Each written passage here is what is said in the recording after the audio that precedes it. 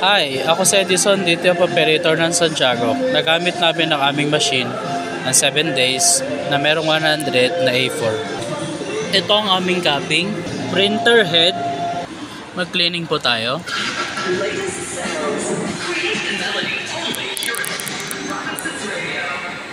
After ng cleaning, punasan ng malinis na tela ang wiper.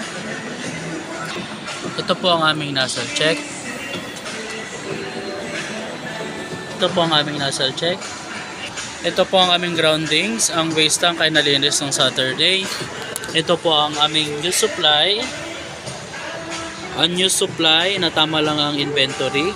Ito naman po ang aming ABR. Ang ink system namin ay tama lang.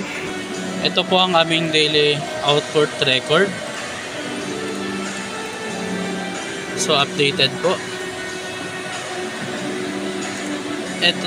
Ito naman po ang aming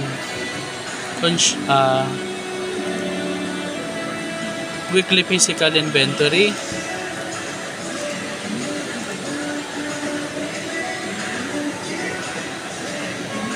Meron po tayo nagamit na resin powder no 19.